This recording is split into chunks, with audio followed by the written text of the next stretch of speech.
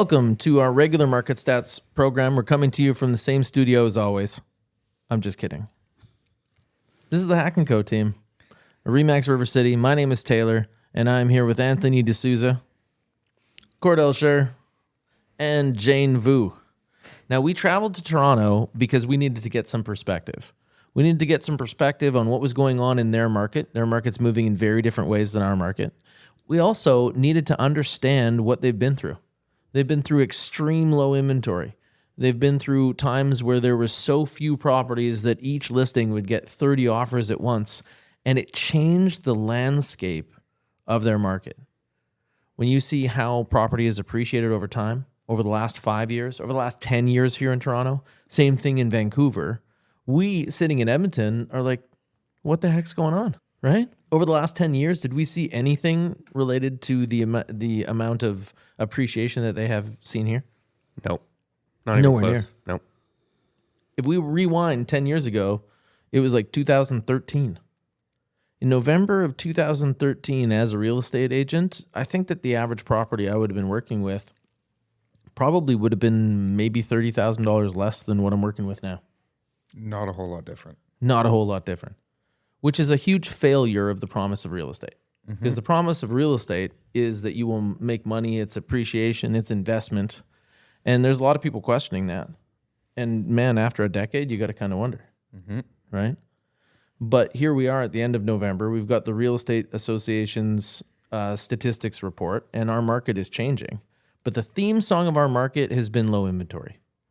So we came to the capital of low inventory, the highest demand market with the lowest inventory in the country for all of COVID. It was interesting to pick up some of those strategies and tactics, and also to share with them what we've been through, because I think that our market would be described as hard. And right now, Toronto is saying that their market is, the sky is falling, and this is sweater weather. That's right. That's probably the biggest comment that people are saying. Oh, no wonder you guys don't have jackets on today. But yeah, the sky's definitely falling. A lot of agents are concerned. And for us, like, what they're dealing with is a cakewalk. Like, we would love to have their days right now. Well, right now, their months of inventory is like 3.9, which means that the relationships of buyers and sellers in the market means it's just tipping into the buyer's side, right? And this is something that we're very used to. So let's maybe dig into some of what's going on in Edmonton. We can contrast a little bit against what's going on in Toronto, but the main thing that our clients need to understand is that I think that it's time to go to the bank in Edmonton. Why do we think that the market is changing? I mean, there's lots of indication about what's going on. Like right now, we're seeing less inventory, less new listings coming to the market. And we're seeing some property types on like the lower end of the spectrum, like apartment style condos and row townhouses that are really seeming to heat up. Okay. And this is something that, like, I think that you've recently done condo purchase, Cordell. Yes. And you're navigating that market. And from the buyer side, when you were moving through it, would you describe it as being hard? Honestly, the most difficult part is actually choosing one because we have so many options. Yeah, like our condo market would be described historically as being challenged. One buyer for 4 sellers, one buyer for 7 sellers. During COVID, one buyer for 11 sellers. I don't think that many people can understand that you would have to outcompete 10 other people for an available buyer by lowering your price. And that's what our market was. We described the condo market as how? Frozen. Frozen solid. Not moving, you are stuck. If you own one of these, save up a down payment to move your family somewhere else and find a tenant. And even then, be nervous and struggle the whole time. Right? Yep. And now what we're starting to see with condos is drastically different. That's right. What do you see? I see like we can see that the apartment condo is go up really high. Yeah. So it's Dramatic change there. Yeah, that's right. Compared with like month over month, it's significant higher. So a lot more interest in them. A lot more. Yeah, and that's not really doing anything for pricing yet, though. Not yet. No, but you're seeing indicators to this. What indicators are you looking at? So maybe unpack for us, like talking a little bit about how the relationship is of supply and demand. You're watching things coming to the market? Yeah, I'm looking at the sale to the new listing ratio right Okay. now. So yeah, so right now is the condo and the apartment is like 74% for November. So that means that for every 10 properties coming to the market, 7 are leaving as sold. That's right. Yeah, And those other 3, I think that people think that 3 are like staying available for them to buy. But I don't think that happens this time of year. that's right. I don't think those so. other 3 are leaving the market as like That's right. expired. That's right. So Yep. pretty much we're going to clean up a lot of inventory there. Yep. And our 5-year average for those condos has been about 50% of the ones selling. And so now we're 25% higher. And for the last 3 months, for all condo properties, whether they're apartment or townhouses, they are setting, like they're bucking the trend. Like there are way more of these types of properties selling. And so once you start seeing the lower part of the market start to rise, it's going to unlock those people that were stuck. Maybe the accidental landlords, they're going to go up market. So there's a few things changing, but maybe to set the scene, we can say this time of year, what we would normally see is reduced activity, right? That's We're in right. December. Well, a lot of people think that nothing happens between December 15th and January 15th. We're into the utility part of real estate. So the biggest illusion is that we see average price change and people think that the average property is worth less, right? Average price goes down, and obviously that means my house value goes down. Is that right? Incorrect. Take us through it, Cordell.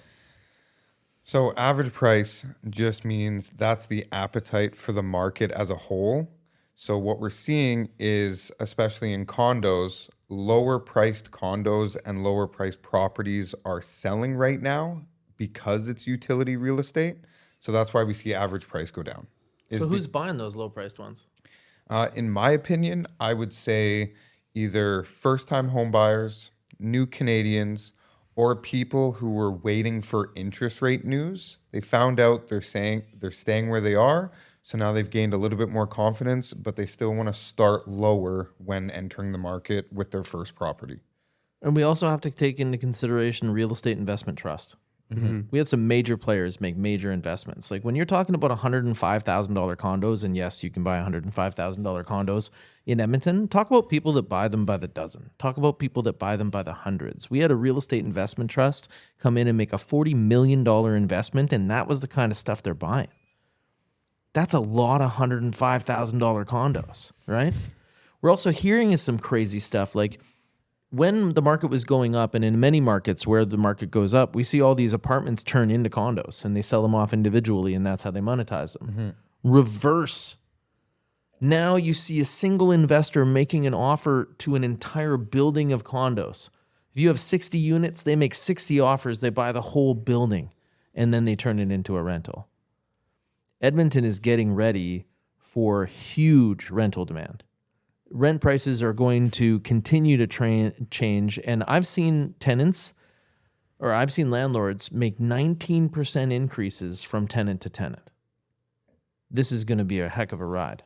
And that's probably the other segment of those first-time buyers, right? The ones that are like, you know what? We just keep having to pay more and more every time we move.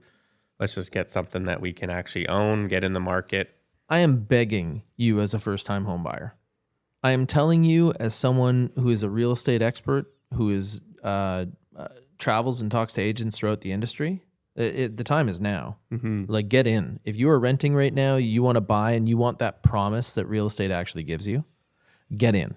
If you're buying an apartment-style condo, what's the rip on apartment-style condos right now? What kind of deals can you land? About 5%. So whatever list price is, the average is you're getting 5% off that list price, which means condos are still on sale. So condos are still on sale when they make it to that average days on market, and you can get deals on them. What's the rest of the market at? The rest of the market is right now is 46 days on the market on November. So they're on average days on market, but like when we're talking about deals, Cordell's saying that you get 5% deal on condos. Is that the same deal you get on houses? No, everything else is about 97 to 98% of list price. And what about multiple offers? Are you seeing multiple offers regularly? Not this time of year as much, but when we do, it's on like really good price properties that are unique in nice neighborhoods. And then we're talking like anywhere from, 3 to 8 offers.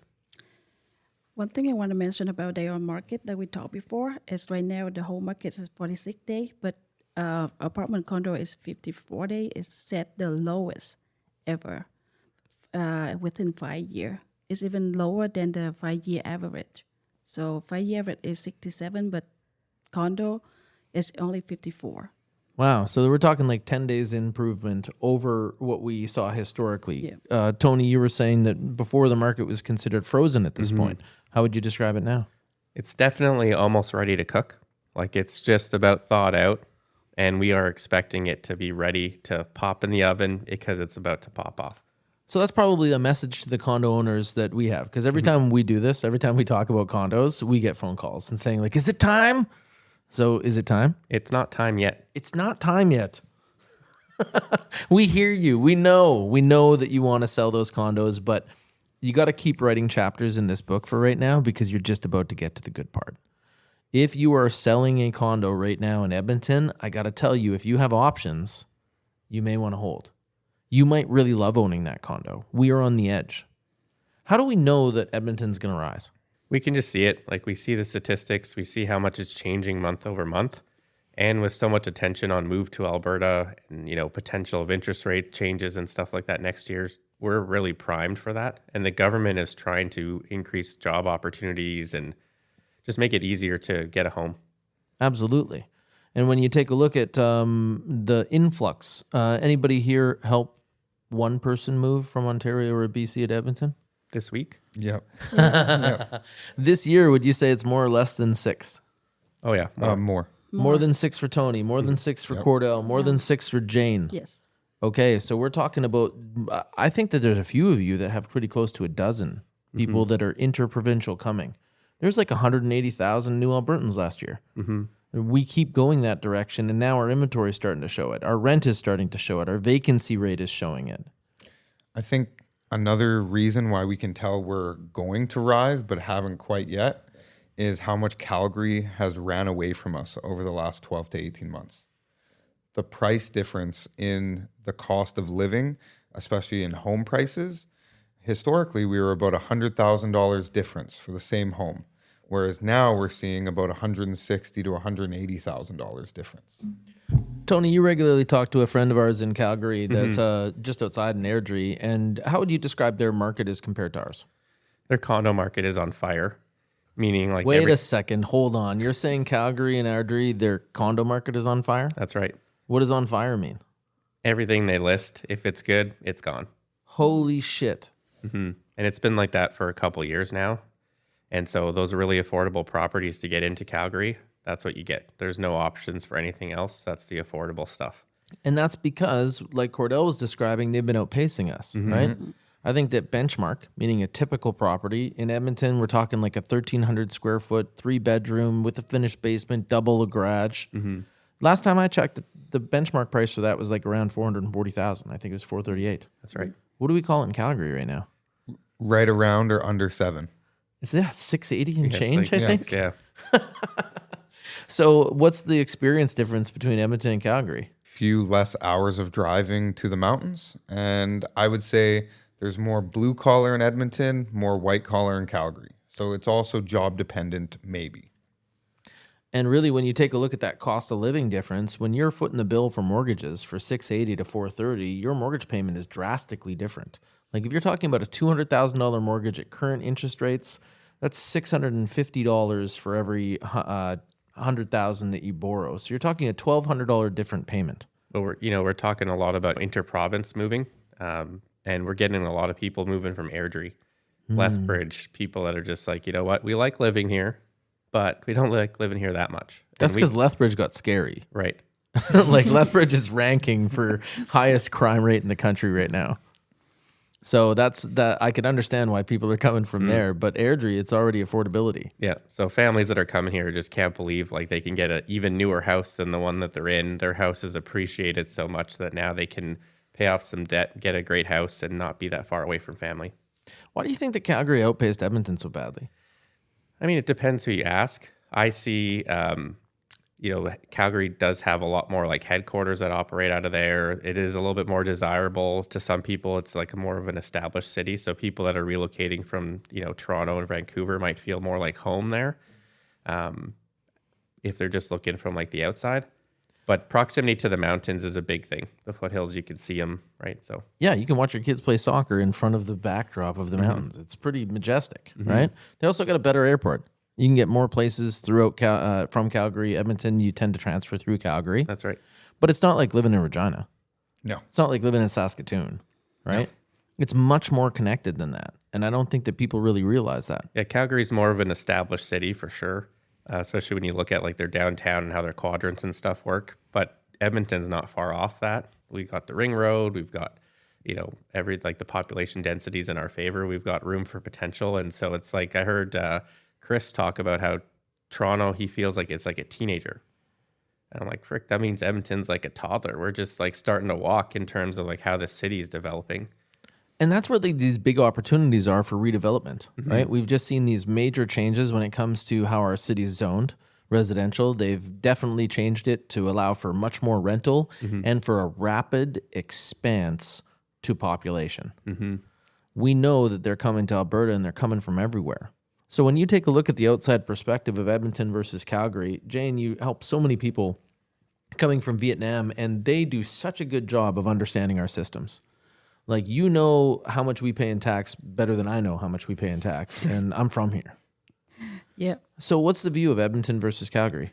So I think one thing that prevent people to come to Edmonton because of a stereotype. People heard about Calgary, heard about how dynamic it is, and heard the way they heard about Edmonton is like Edmonton don't have this, don't have that, colder, and they don't even give Edmonton a chance to come to experience it. But like invited people to come here, just one, give Edmonton a chance. They come here and they say, oh, wow, Edmonton is like not like people talking about. So the weather is not like much different compared with Calgary. Like we almost the same, like only 3 hours difference. So it's almost the same. It's not that cold compared with there. And we have everything too. Yeah, it's only 300 kilometers difference. The temperature's not going to be that different at all. Yes, that's And right. with their proximity to the mountains, yes, they do get some warm winds called Chinooks. Yeah. But they also get more extreme weather, much more snow, a more unpredictability of weather. So that can't be it. So if you were buying a city and the options were Edmonton and Calgary, and the cost difference was $1,200 a month in what you're going to pay just to housing, is it worth it? No, I still come with Edmonton. It's not worth it there. So it's only 3 hour difference for the mountains. So I can take that. I totally agree. And if mountains aren't a big part of your situation, then why bother? Well, and I think too, just being from Edmonton, now we're touring around Toronto. I think the difference too in people's perspective of Calgary versus Edmonton is Edmonton has an established reputation of the Wild West or redneck country, hillbillies, if you will, whereas Calgary doesn't have that. So I think when people think of Alberta, that's why they instantly think of Calgary, because they've shut down, I'm not a redneck. I don't drive a jacked up truck, so I'm not going to Edmonton. And I think the job situation has a big part of that. A lot of people who work in Fort McMurray live in Edmonton. A lot of people who are executives work in Calgary. So I think that's an illusion. You would have to operate on the premise that you could contain rednecks. and you can't. You can't contain rednecks, man. They're everywhere. And for those people that are thinking about relocating from other places, they should feel refreshed. Rednecks are holding it down for resistance when it comes to regulation. When you take a look at being landlord friendly and the other things that are being inhibited everywhere by government regulation, we are the resistant. It's so easy to make stuff happen where we're from by comparison to everywhere else. So let's dig into those people that are looking at those strengths and weaknesses and opportunities of our market. We're heading into the winter market. If you're looking to purchase something, we said that condos are a good buy right now. They're a good buy because you can get a good deal, and they're a good buy because they have the highest potential of any property type in our market right now, which means if you own them, you should hold them, and if you don't own them, you should get them. Do you guys agree? I think so. Yep. Okay. And then what else would you consider to be an uncommon opportunity? I think there's some opportunities to buy properties that are ready for development, just based on what you would pay if it was already renoed. If you're handy and you have the ability to make changes, especially before you move in, like you can get some really great deals on houses in great neighborhoods, have a reno done, move in, and like have a really great house in a great neighborhood. So Tony D is saying that the world is open for fix and flip. That's right. The market's moving in the right direction. The people coming here are coming from far away. Can they do projects? Absolutely. They can't do projects. Well, they're the people moving that- across the country and they need that move-in ready. It depends what they're looking to do or what they have the ability for. But yeah, you're right. More people that are moving here would like something more move-in ready. Pick up and land. And they have cash. That's right. Those people don't want work. They want to buy it. Right. And the people that are in our market right now can make money off of that work. And that is game on, especially if you're into repurposing stuff for suites, right? If you can chop it up, turn it into suites, that's definitely where the game is. So I would definitely agree with you. Yeah. Fix and flip, game on. Condo market, game on. We lightly touched on the rezoning. And what I wanted to say is if someone's coming from Ontario, like they're looking at selling a property for 1.1, 1.8, like those ranges. So coming with your family, you not only have enough money to buy the move-in ready, but taking advantage of these rezoning opportunities where they buy the move-in ready and they're also able to fund a project where they could build a fourplex literally anywhere for the most part. Absolutely. And I think that if our market's moving up, that also opens the door to picking up luxury on the cheap and riding it up. Nothing swings like luxury. And as our market swings upward, those people that put the most into the top of the market are going to get uncommon gains. Is there anything that you would consider a threat or something that would be, maybe a weakness of our market right now? What should you stay away from doing? I think if I was looking at it from my perspective, like we're trying to stay away from stuff that maybe folks that have like unreasonable expectations, right? Or they're like, I know what this could sell for, and they're not tuned to the market. And so, we want great listings in great neighborhoods that are priced, appropriately. And so that's going to attract like a really great buyer to your property. Yeah, so playing it well will get you results. Absolutely. So at any level of the game, what you're saying is you have to bring a great offer, great offering to the market, because even when the market's strong, there's going to be some people that fail. That's right. So using poor strategy or using yesterday's playbook for today is a mistake right out of the gate. The other thing that I would call as a weakness is those people that are that aren't maybe making the most potential of this situation, that they're moving against the market. Like right now, I think that downsizers moving from single family detached into apartment style condos still have a great window right now, right? But maybe those people that are moving from the condo market right now and trying to get into the duplex market, that's probably the toughest move. The duplex market is on fire. It's really tough to get that residential attached, that row housing. The stuff with condo fees may be a little bit more accessible. But moving from apartment style condo to duplex is probably the most difficult run in our market. You're going to pay 100% of list price on that duplex. You're barely going to get one. And the apartment style condo is still, they're still consuming inventory. So that will likely be a weakness until that equalizes. And what I mean by that is we're seeing the condo inventory get consumed right now. And this time of year, we're also going to see it drop off because people aren't going to renew their listings. Is this the starting pistol to the condo market sizzling? Yeah. Yes. Absolutely. I think as we go through December 15th to January 15th, we're going to see it get cleaned up, and I don't think we'll ever see it again in this situation. I'm calling it right now. Yeah. All the bad ones are going to expire. And then come the new year, when they get listed, I think they're going to move a lot faster than they have. So for those people that were waiting to come out of the woods because they were watching interest rates, now you know. They're not worried about those going up anymore. You can start to calculate your next moves and plan your future. Those people that are paying down debt to get ready for that mortgage renewal that's coming in a little bit higher, well, man, if you're renewing more than 6 months out and you want to listen to the economists, I think that they're weathermen, but they're calling interest rates to cut significantly. So we're going to see money become a little bit less expensive, but I don't think it's going to take the pressure off of the decisions that were made in the past in these high cost markets. I don't think it's going to change the immigration flow. But wait, if rates go down, that means you pay less, right? No. If you wait for rates to go down, the market will have already moved up and consumed that value. First mover advantage starts now, and it's time. Edmonton's going to be the last market to get the whip tail of moving up. And if you were around for 2007, you heard the boom. They're not even going to talk about that anymore. They're not going to talk about the boom of 2007 anymore. We're about to live it. Let's go. Let's go. And let's go to the Raptors game. Thanks for joining me in Toronto. Thanks for recapping the stats. I appreciate you guys. Thanks for a record year. Thanks for selling over 1,000 houses in our history. We have the experience, and now we have strategies from Toronto to bring back to our marketplace. If you want to save yourself from a 3-star experience in real estate, well, you know the team to work with.